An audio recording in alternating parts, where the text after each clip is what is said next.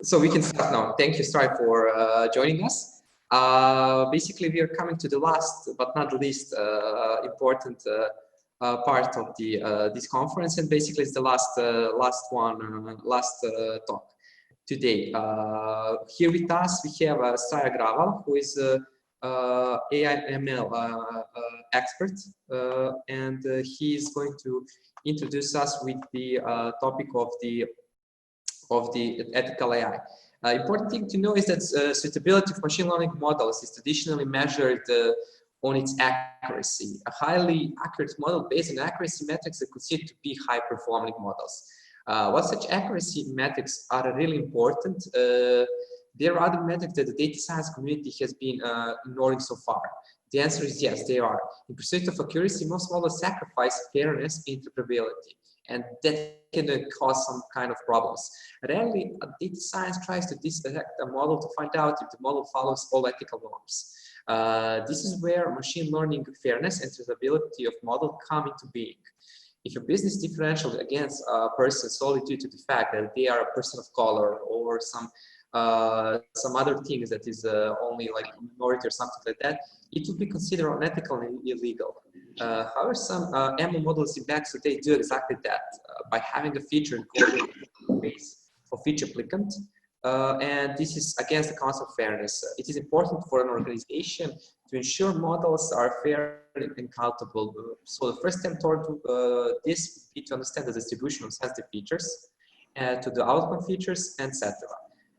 Basically, this is introduction for the last, and I think it will be very, very interesting talk.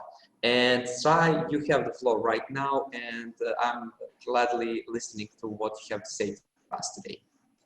Thank you so much. I'm really glad to be here today, and I guess giving the first virtual presentation for the year. And given July is marking the second half of the year, I hope it will be better in the second half of the year. Okay. Good evening, guys. I'm Sray Agarwal. I work as AI ML specialist at DSC in London. Today we'll be talking about a broad category of topics called ethics in AI. The topic on ethics in AI is a very very contemporary topic, given that there have been a lot of issues which has come in when it talks about ethical issues in AI, fairness in AI, explainability, discrimination, and so on and so forth.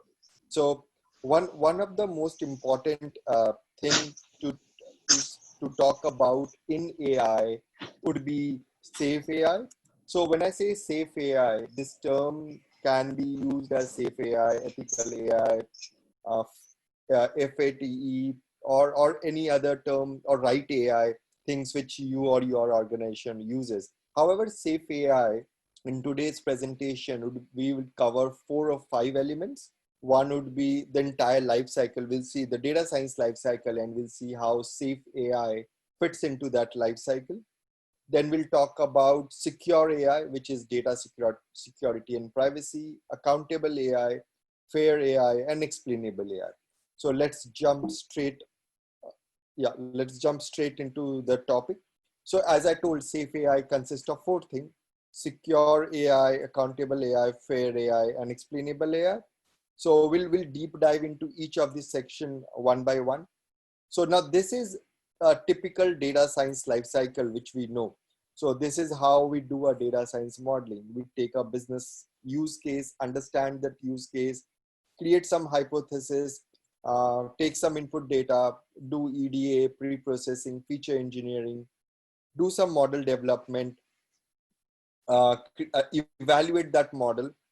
Basically, we do multiple model development, evaluate that model. If the evaluation is not good, we again go back to model development, or we go back to feature engineering. And again, till the time we are able to select a model, we keep developing the model. Once the model is selected, we use that model for predictions.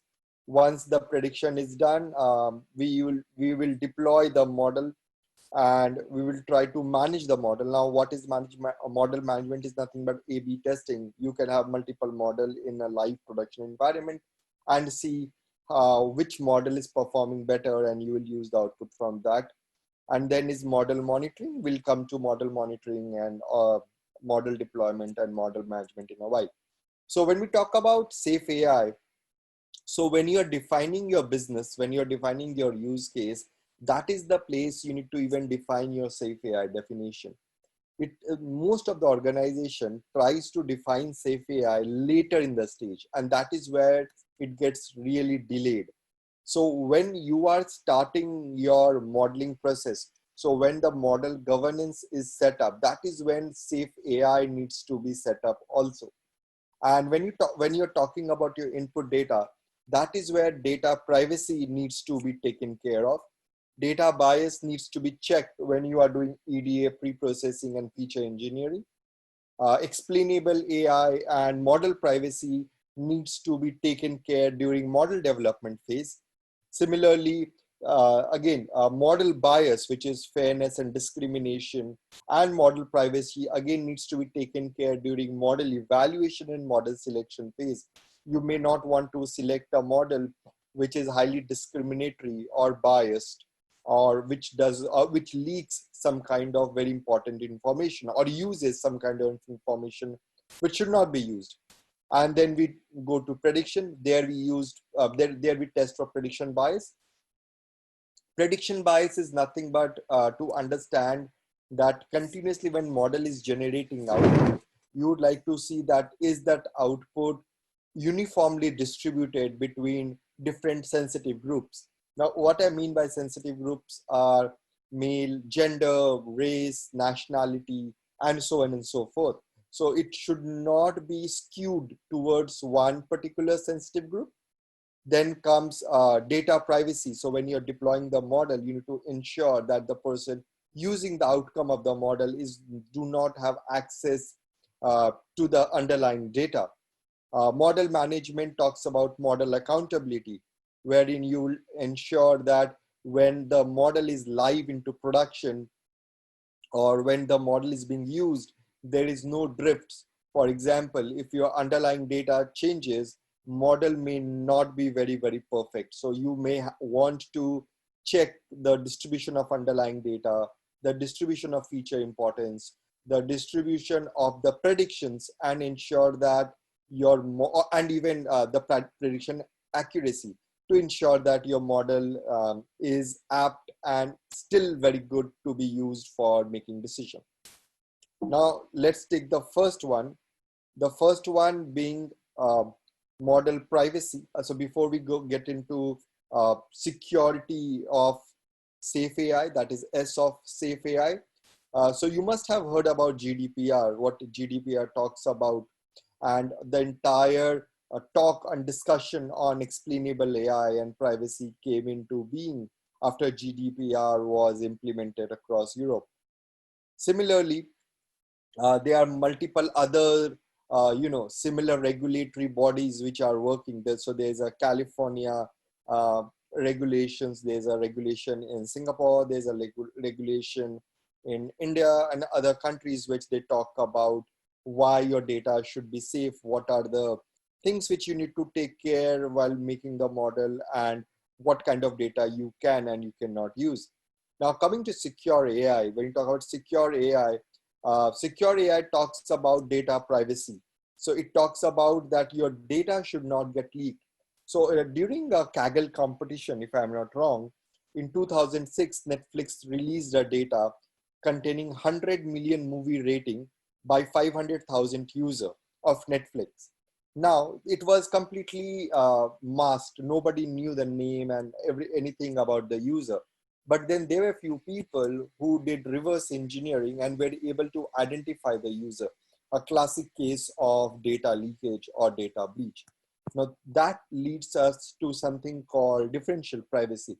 So what is differential privacy? Is as simple as that. So for example, if you are hitting a database to find out the total salary of all the employees in that database, that is, give me sum of salaries of all the employees and you get an X number.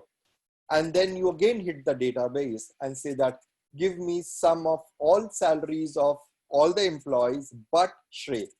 Then what you do, you take both the number, subtract both the number, and thus what you can do, you can find out my salary. Now that is again a classic case of information leakage. So what does differential privacy talks about? So differential privacy talks about that when you hit a database, say D1, and you get an output, say S, the probability of getting an output S when you hit a database D1 using a query or a machine learning model M should be equal to hitting another database D2 using the same query or same machine learning model to get an output. Now, what is the difference between D1 and D2? The only difference between D1 and D2 is when you hit D1, you get an output. And when you hit D2, you still get an output, but which is noised output. So you don't get exact answer. You get something which we call, noised answer, answers with some errors in it. Error is the wrong term, but some noise in it. So what and how much noise should that answer have or that result have is something called epsilon. So epsilon is your budget, how much noise you want to add to the resultant output so that the characteristics of output remains constant, remains good enough for analysis, but does not gives you the actual number which you are looking at. So that's the differential privacy. I work with a lot of financial service companies, and we have seen that when we use data which we call personal information data, we use differential privacy a lot, wherein when we hit a database to get some data, say income of a customer, we don't get the income of the customer. Either we get a range that the income falls between this and this number, or we get a noise number, or we get an income band A, B, C, D. Thus, at no point of time, we are able to get exact income of the person, but still have an idea of where does his income fall into, and thus we can use it in our modeling or analysis or any kind of reporting. So, so when we talked about epsilon and differential privacy, there's a term which is called sensitivity. Now, what is sensitivity? Sensitivity is the amount of change. So for example, if I'm counting the number of rows in a database and you remove one row, so for example, you remove the entire information of mine, the sensitivity would be 1, because what is happening? The initial database has a count of say 500 rows. The new database has a count of 499 rows. So 500 minus 499 is 1. So that is what is sensitivity. Sensitivity is nothing but the difference between the information you get after differential privacy and you would have got before differential privacy is called sensitivity. So that difference is called, sensitivity denoted by something called delta F, and delta F would be used to create noise. So for example, you would like to know salary of all people, and again there's a database which does not have my salary, so sensitivity is 1. So using that sensitivity, and you have an epsilon which is your privacy budget, take that sensitivity, divide it by your budget, you'll get a number. That number would be used to create something called Laplace noise, and that would be used to create a noise from Laplace distribution, add that to the actual output and give that output to the user. Thus, the user would get an output which would not be exactly same, which would not be real, or which would not be 100% accurate, but would be very, very accurate and may not hamper his analysis to a large extent. So that is what is differential privacy. A very brief idea on differential privacy. So what after differential privacy? There's something called federated learning. Now, what is federated learning? Federated learning is you make model on local machines without exposing the entire data to a single user, and use the output of each of the local machine, give it to the master algorithm, which combines all the output and then makes a model. Thus, nobody has an access to all the data. Everybody has an access to sample or a subset of data. Thus, you are not exposing the entire data set to one single person. Similarly, you have packages which allows you to do this. So there is a package called PySift, probably by Facebook. It's a PyTorch based package. Then you have TensorFlow encrypted, TensorFlow privacy, differential privacy, gradient descent, moments accounts. So these are a couple of things which is being done. I'll give you a simple example. So when you talk about Apple uses a differential privacy of 2 probably. What does it do? So when it have to find out what kind of emojis you're using, it does not send information on what kind of emojis you're using, but an aggregated information on usually what kind of emojis you use. Thus, Apple would be able to give you a better service by creating better emojis or showing you your most frequently used emojis on top, but still would not be able to know what is the exact emojis you are using. So that's again one very simple example which is being used by Apple. Now moving from S of safe AI to accountable AI. Now what is accountable AI? So accountable AI talks about to make sure that the AI or the machine learning which you are using is responsible for its decision. It gives you the right kind of alerts and alarm to ensure that you do not make mistakes or you do not use a model which should not be used. So at large, we call it drifts. So if you see the images, there are 3 kinds of drifts, level 1 drift, level 2 drift, and level 3 drift. So what are this drift? These drifts are nothing but change in the distribution. So for example, your model was trained on a particular distribution of data. So for example, your model was trained on age categories, which was between 20 to 30. And suddenly you start getting data which has age, which is between 30 to 75. Your model may not perform very, very nicely. Thus, you would see a shift in the distribution of age in the underlying data. What is the underlying data? One data, which was your training data, and the another data, which is a live data or production data. So that is what we call drifts. So similarly, so variable distribution chart. So you can talk about what is the drift in mean, average. So average and mean are the same thing. Mean or average, standard deviation, maximum value, minimum values. Characteristic stability is nothing but talk about drifts in skewness and kurtosis compared to what it was during training and what it is currently. Normal test, was your data normally distributed when you were training your model? Is it still normally distributed?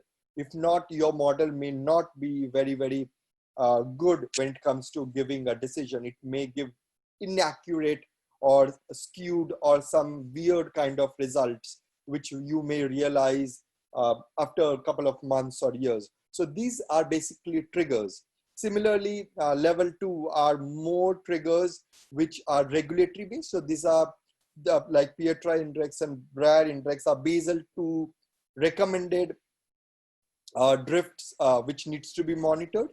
Level 3 are some very complex drift, which is population stability index, information value drift, concept drift. And the last one, which I like, is called early drift warnings. So more like a forecasting method. So even before drift is going to happen, you would like to forecast that there's a drift going to happen. And thus you may want to either stop using the model, retrain the model, change or hyper tune the parameters of the model, or create a new model altogether. Right. So these are the kind of things which you would like to implement to make sure that your AI is accountable and to ensure that your AI does not lead to decisions which are not apt in given situation. Then this situation can be change in data, change in distribution, and so on and so forth. The next one is fair AI. Fair AI is nothing but talking about fairness in AI. Now, what is fairness in AI is, in simple term, talks about that machine learning algorithms should not be given a permission to be discriminatory in nature. Now, what kind of discrimination? Gender discrimination, racial discrimination, discrimination on basis of nationality, and so on, or marital status, or number of kids, and so on and so forth. So you must have heard about this news which happened last year. Yeah, last year sometime towards the end of the last year, October, November. So what was this all about? So it was seen that Apple Pay, the Apple Pay card, was giving a lower credit limit to women compared to men. So these are tweets from different people. Some of them were working in Apple, some of them were having some kind of relationship with Apple, some were users, some were customers. So they talked about that how Apple Card is sexist in nature, that it's practicing gender bias. It's giving more credit limit to men than female just because of their gender, despite the fact that in many cases, female who applied for that Apple Card had better credibility, financial credibility than their counterpart males. So so there are multiple more examples. So when you talk about NLP and you talk about WordNet or ConceptNet, you will see a lot of words like president, director, leader, executive, boss, programmer. All these are related or tagged to male, while nurse, assistant, helper, cook, and all these words are tagged to female, showing a completely stereotyped behavior of an NLP algorithm. Similarly, there has been a lot of cases where a company called Amazon was found to have a discriminatory job selection algorithm. Google photo recognition algorithm was more perfect for white males than colored females. Google ad displayed higher paying jobs 1,800 times more to men than to female, because the algorithm was thinking that higher paying jobs are more for male and not for female. Similarly, there was a case where a court has to intervene and stop a company from using race as a proxy to make hiring decision. When it comes to proxy, I'll give you a simple example. I knew about a use case where the use case never used anything. So it did not use any kind of, gender or marital status. It did not use that, is the customer male or female, or is the customer married or unmarried. Excuse, there's a question. How do we remove it? Okay, so thank you, Nicola. I'll come to this question in the next slide. I'll answer your question in the next slide. Okay. So we didn't use the use case didn't use any personal information, but was able to predict the gender and the marital status of the customer just by their purchasing behavior.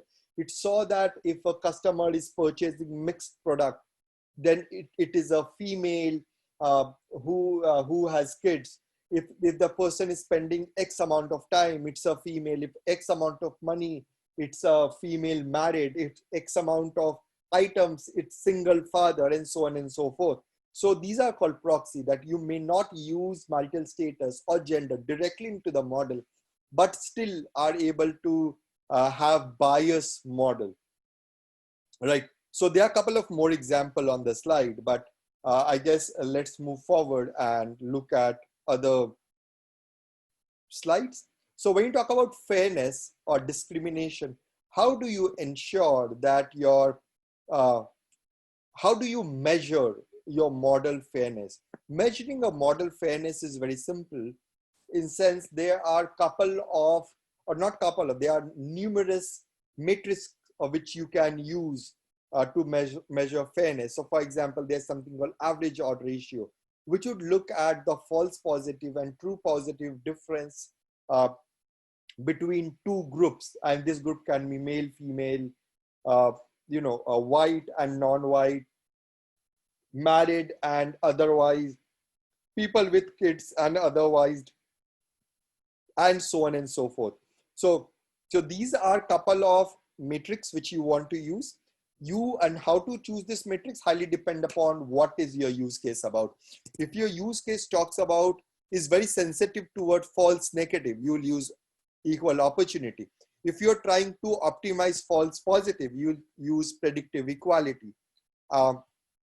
So these kind of things. So this will allow you to understand that is your model biased or not. Now, what if you come to know that model is biased? How do you mitigate that bias is the next slide.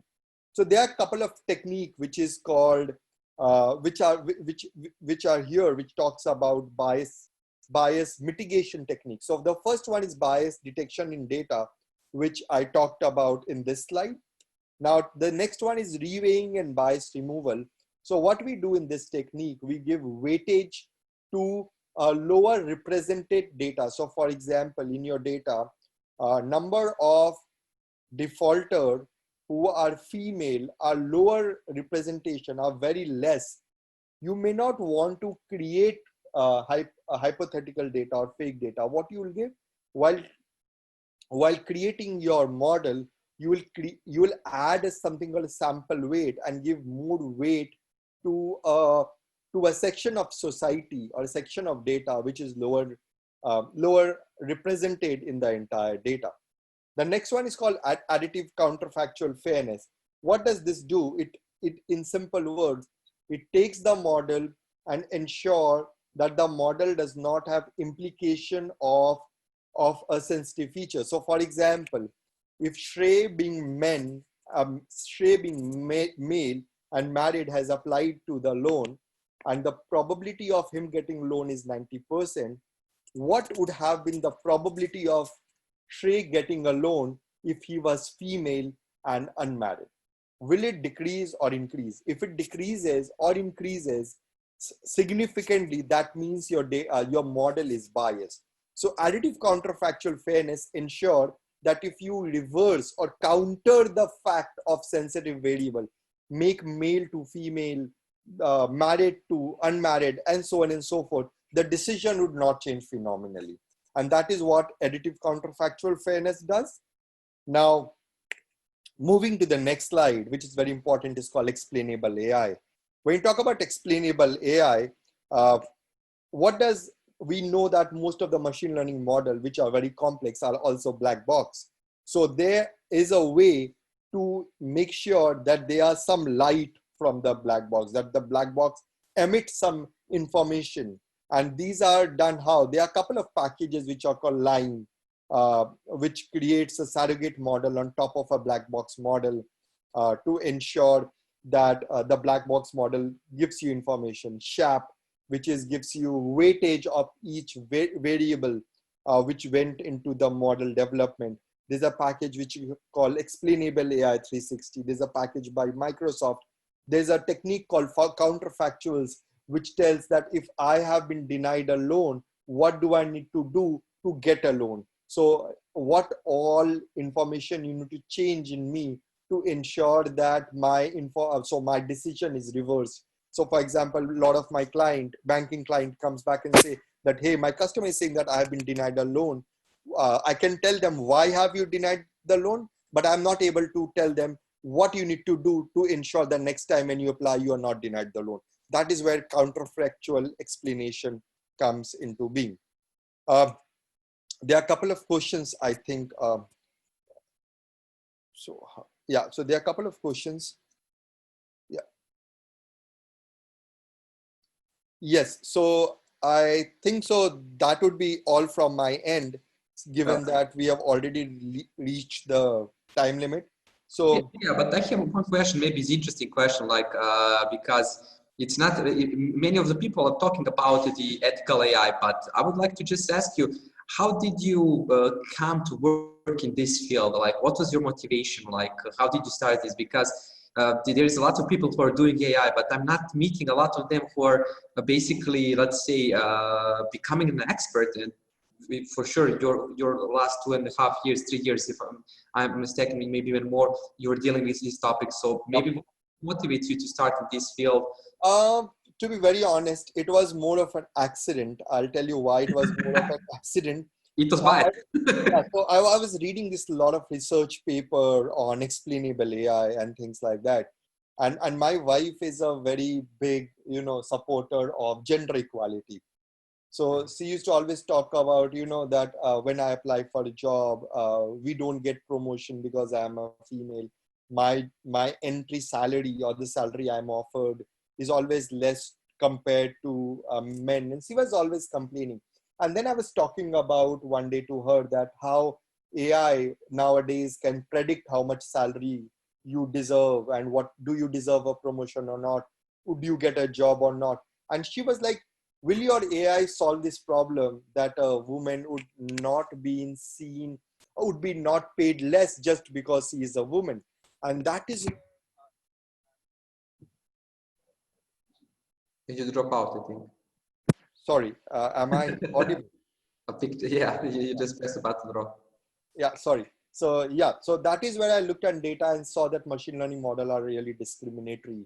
And there is this issue of privacy and discrimination in the machine learning model. Yeah. And the second question is maybe because on the previous panel I was hosting and moderating that we talk about AI monetization. I know that two of us have a good talk about it. So maybe just in the 2 sentences, maybe can you just explain to the people how come ethical AI may lead to better monetization of AI? Of course. So the problem is people are losing trust in AI. So you must have heard a lot of news these days, facial recognition, or there was this news where there was this algorithm which converts a pixelate image or low res image to high res image, and somebody gave that algorithm Barack Obama's image, and it came out with the Barack Obama image, but his skin color was white. There was this person who gave his wife's picture, who was a colored Asian female, and when the algorithm returned a high resolution picture, she was a white American woman. So those kind of things. So it's very important for an organization to implement ethical AI because number one, it will entail a lot of trust among the end user, and number two, it would also solve a lot of regulatory issues. People are not trusting a machine because they don't know what's happening. How is the machine doing what it is doing? And that is where the entire concept of security of data, accountability, fairness, and explainability comes. And it is not that one component you need to apply, you need to apply the entire. I think that you lost you. 1 second, sorry.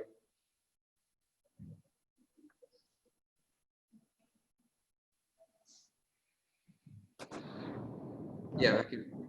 Wait. Are we lost? I don't know what. Lost in space. Yeah. I think that your microphone just dropped. I think so. Okay, now it's okay. Yeah, so that's where. So a company or an individual need to ensure that you implement all the type of ethical AI. So you have to have data privacy, you have to have model monitoring, you need to have explainability, you need to check for discrimination and bias in your machine learning model. And that is where trust among the end consumer or the people who are receiving that information would increase. Most of the time when I talk to my clients, they say that, great, you can automate the entire process, but I don't trust because I do not know what is happening behind the hood or under the hood. And that is where ethical AI comes into place. You show them what's happening, you show them why it is happening, and you show them what is happening right. It's not wrong, in sense, ethically right. Okay, and the last question before we go to the official closing, if we can just shortly answer to that, and it is interesting me also personally. Being an ethical AI expert, do you see yourself when working on the project as a lone wolf who is working alone, or you're working in some bigger team? Like, so it doesn't matter. So I've been working in a couple of teams which are smaller and bigger both. The only thing is we define what needs to be done in modeling along with ethical AI in the beginning. So even if it is, so we have made the workflow that when you do step 1 to step 9 in data science, each of the step would have these things, and you need to report the output, and you need to report to everything. And there's always a third party which is called model governance team, which ensures, or model governance person, or a chief model governor who ensure that you are following what needs to be done. And you are presenting reports which says it is explainable, fair, accountable, and the data is not getting leaked. So it's not always bigger team. It's you work in a team which has mix of people: data engineer, UI developer, a business analyst, data scientist, and other people, software engineers. So the team that way is bigger, but it's not heavy with data scientists. Okay, thank you so much on answering these questions. And with this, we are slowly moving to the official closing of the first ever Data Science Conference Croatia 2020. Sorry,